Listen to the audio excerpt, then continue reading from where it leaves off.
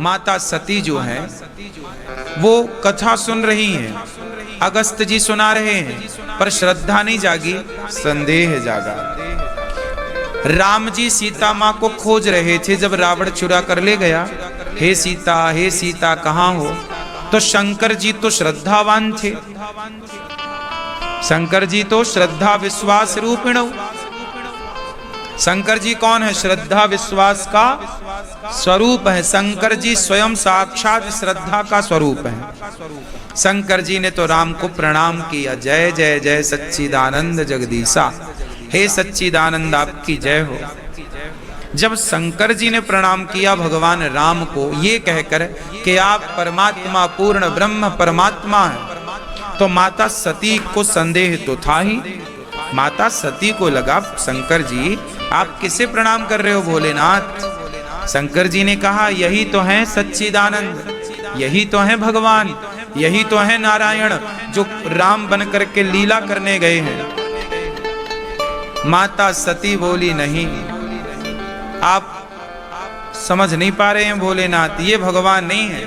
भगवान होते तो अपनी पता को यूं दर दर ना खोजते, भगवान को तो सब पता होता है। भगवान होते तो पता ना लगा लेते कि मेरी पत्नी रावण चुरा के ले गया है। ये भगवान नहीं है, इसलिए सबसे पूछ रहे हैं हे सीता कहाँ हो? हे खग, हे मृग, हे मधुकर, कहा? भौरे से पूछ रहे हैं राम जी, पशु पक्षियों से पूछ रहे हैं कि तुमने हमारी सीता देखी? अब बताओ, ये व्यवहार तो कोई पागल ही कर सकता है। माता सती को राम पर क्या हुआ? बोलो, संदेह। शंकर जी ने संदेह मिटाने का पूरा प्रयास किया, समझाया, पर माता सती की गलतफहमी शंकर जी नहीं मिटा सके। बहुत समझाया, सती माता बोली ये भगवान नहीं है। शंकर जी बोले नहीं, ये लीला कर रहे हैं, ये भगवान है। अच्छा ये बताओ, राम भगवान है या नहीं? उत्तर दो। तो फिर अपनी पत्नी का पता क्यों नहीं लगा पाए कि रावण ले गए? सबसे काहे पूछ रहे हैं पशु पक्षियों से? आप बताओ क्या कर रहे हैं? भगवान आगे की तैयारी कर रहे हैं। क्या तैयारी?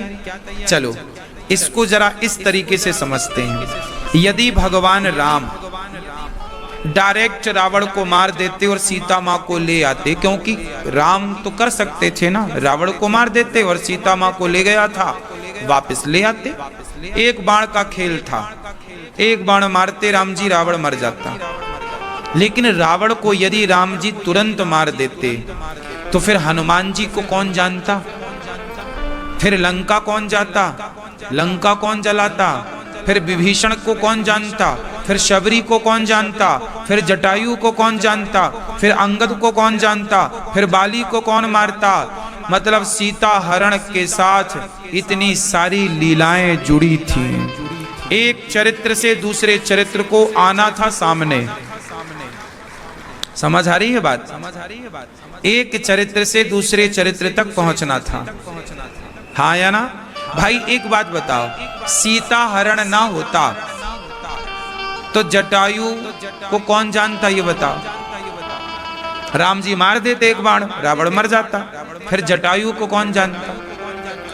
फिर सुग्रीव से कैसे मिलना होता? फिर बाली को कैसे मारते? फिर विभीषण को रावण नहीं मारता तो विभीषण शरण में नहीं आते, और शरण में नहीं आते तो विभीषण को जानता कौन? और फिर हनुमान जी की तो कोई भूमिका ही नहीं प्रकट होती। बोलो, हनुमान जी को भी तो प्रकट करना था, उनकी भी तो महिमा बढ़ानी थी, शबरी के घर भी तो जाना था। इसलिए एक लीला से दूसरी लीलाएं जुड़ी होती हैं। इसलिए हम सामान्य प्राणी हैं, हम भगवान पर प्रश्न चिन्ह खड़ा तो कर देते हैं, लेकिन ये नहीं सोचते कि ये भगवान ने किया है तो उसके पीछे कोई कारण तो होगा। यदि कार्य हुआ है तो कारण जरूर होगा, हाँ या ना?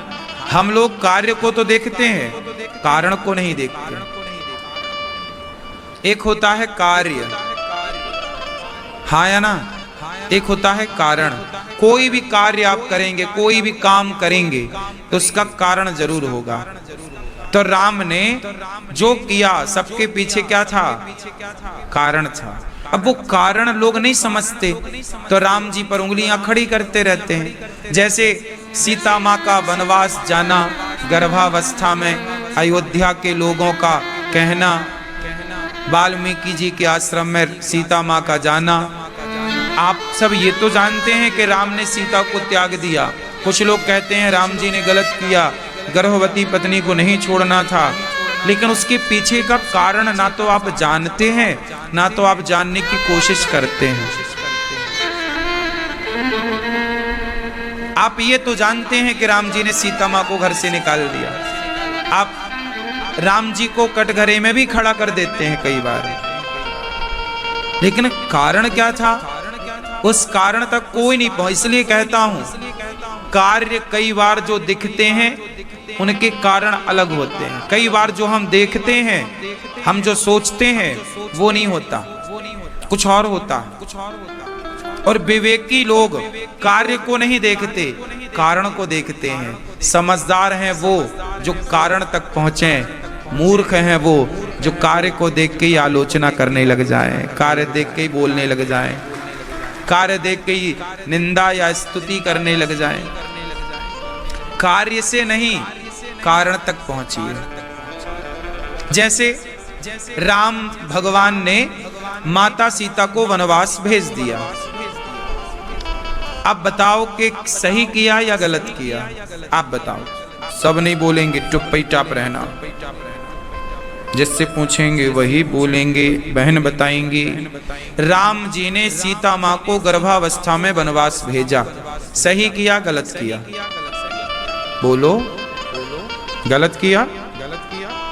कारण जानती हैं आप, फिर कैसे कह सकती हैं कि गलत?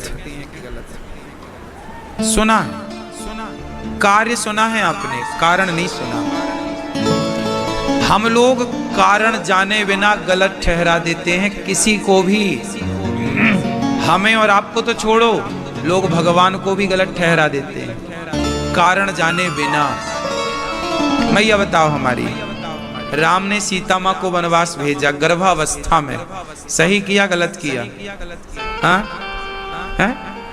सही? कैसे सही था बताओ? मैया बताएंगी। राम ने गर्भावस्था में अपनी पत्नी को घर से निकाला, सही किया गलत किया? मैया सही। कारण जानती हैं आप? ठीक है, ठोस कारण आप लोग नहीं जान रहे हैं। ठोस कारण आज हम आपको बता देंगे, ध्यान से सुन लो। आप सबको ये जानकारी होनी चाहिए कि आपके सामने कल ये विषय कोई आपके बच्चे रखें, क्योंकि बच्चे भी तो कई बार सवाल पूछते ही है ना माँ बाप से कि माँ ऐसा क्यों हुआ, तो आप बता सको आपको। और मैं आपको एक बात बहुत जिम्मेदारी से समझा रहा हूं, सीता माँ और राम, क्यों वनवास भेजा राम जी ने सीता माता को?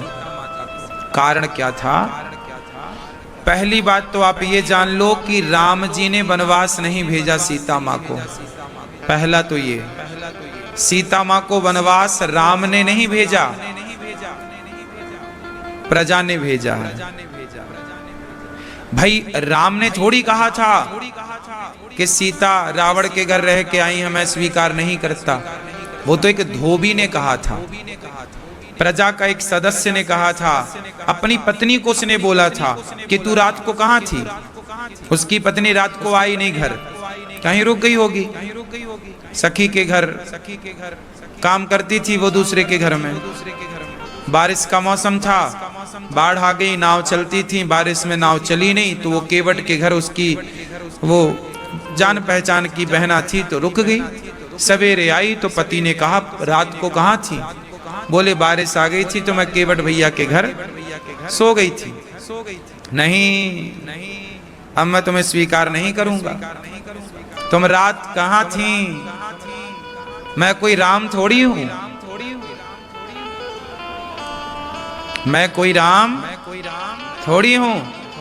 जो सीता वनवास रावण के घर रही और राम ने स्वीकार कर लिया, मैं तुम्हें स्वीकार नहीं करूंगा।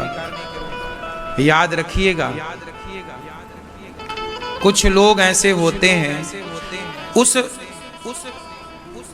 धोबी ने राम का नाम क्यों ले लिया कि मैं राम थोड़ी हूं, क्योंकि उस समय राम ही सबसे बड़े थे। और आदमी बदनाम किसे करना चाहता है? छोटे को कोई बदनाम क्यों करेगा? जो है नाम वाला वही तो बदनाम है। जिसका नाम है उसी को लोग बदनाम करते हैं।